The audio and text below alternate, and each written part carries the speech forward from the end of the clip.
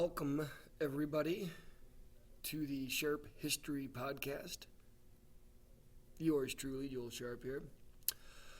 All right, so this is awkward. So I've been trying to psych myself up to do this. I don't know, for whatever reason I'm nervous, but stay with me, because this is my favorite time in history, I think. I think if I had to say one time, this would be it.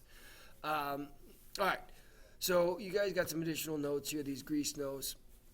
And we're going to talk about how democracy is formed in Athens. All right?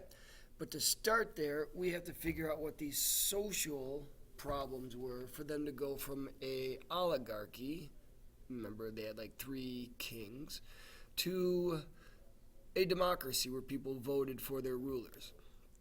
So to understand it, we got to see the social stratification. And they had 4 social classes. For the most part, we can include in here, you might not have this in your notes, but we'll put slaves in there. There we go. And then I'm going to put a sad face. There we go. We had Hippes, who were at the top, wealthiest of them all. They owned 2% of the population, or they were 2% of the population, but owned 90% of the land.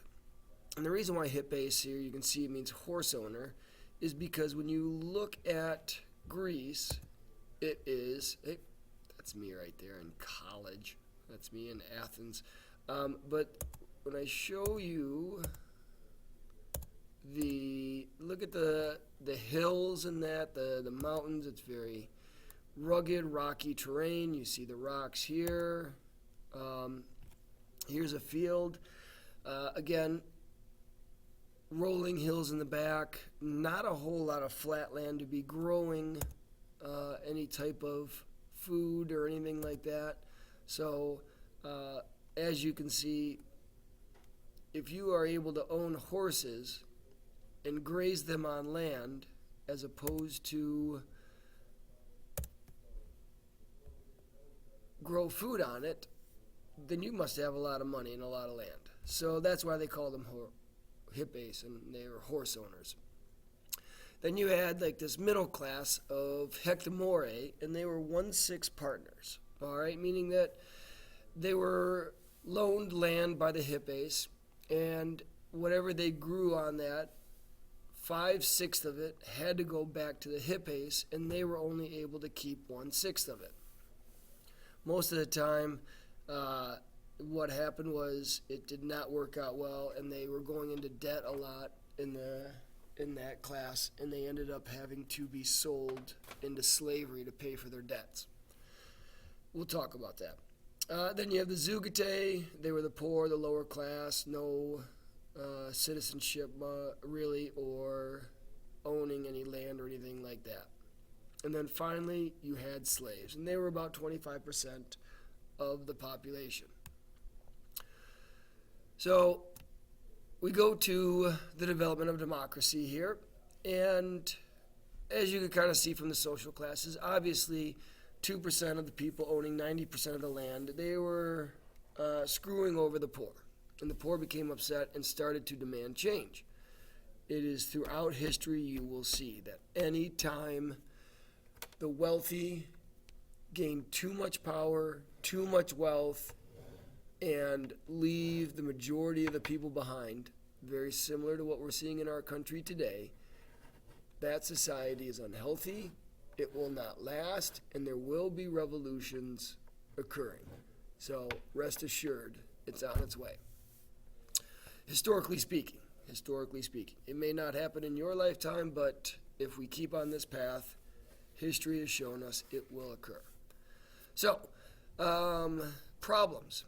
The nobles abused the power. Mr. Meyer just walked in. Hi, Mr. Meyer. Hi, everyone out there in history land. He's so funny. So, anyways, we had the rise of tyrants. And so what will happen is, now back in ancient Greece, the tyrant was not a bad guy. Now we think of tyrants as being these evil, power-hungry monsters. But back in Greece, tyrants were people that were trying to enact good, positive change for society.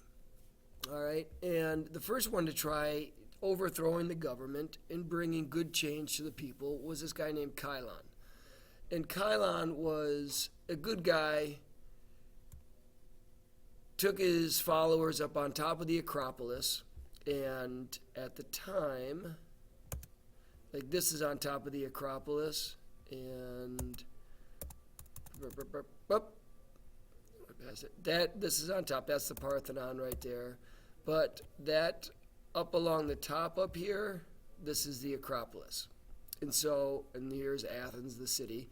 And so what happened was, Chilon took his followers up there and told Megacles, one of the kings of the time, said, hey, we want some change. The people aren't being treated fairly. Megacles, who was wealthy and did not want to give up any power, said, all right, well, come on down and we'll talk. And promised that Chilon and his followers would be safe to come down. And when they came down, he murdered them all. Totally broke his promise, killed them all, tried to send a message saying that anybody who attempts to overthrow the government here will be punished. So we have a little bit of a pause in between, and during this time, Greece enters into its first law code. And we know that law codes are always good because they protect everybody equally. And it's not the wealthy who get to maneuver the legal system to their own benefit. And so the guy, Draco, which means the snake, he was the first to write down the laws, and he came up with something that we use today in our criminal justice system, and that's the degrees of crime. First-degree murder, second-degree murder. And rather than, if you steal a loaf of bread, you get your hand cut off. If you steal $1 million, we get your hand cut off. Well, he said, well, it's not really the same type of thing. So if you steal, maybe you pay a fine. Maybe you do some jail time. If you steal $1 million as opposed to a loaf of bread, well, then maybe your punishment should be harsher. So, excuse me, this is why this helps out, is because the poor have to follow the same rules as the rich, and that helps everybody out. Solon is our next tyrant, and he comes into play, and I wanted to name my first son Solon, but my wife did not. He's like my favorite person throughout history because he is successful at becoming the first tyrant, and he shakes off Athens' burdens, this psychothea, if I could say it right. It's the shaking off of burdens, and he frees those who are in slavery because of debt.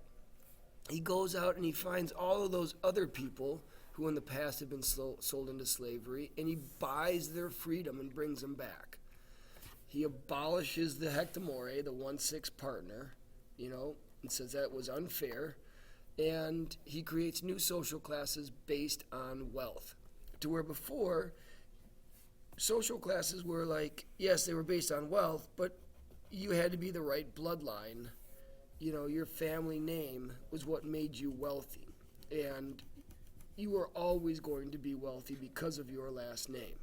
To where here he says if you work and hustle and all the rest and make enough money, you can go up social classes or go down social classes if you lose all your money. So it's all based on your own merit and hard work. All right. Creates a new legislative council that would be elected, that anyone could be a part of, and that was good because now you had lower class people in there helping to make the laws. All right, so I am going to stop there, and that is part 1 of the 2-part series, How Athens Develops Our Greek Democracy. Meow, meow, meow, meow. All right, I'll see you guys later. I'll talk to you in a little bit.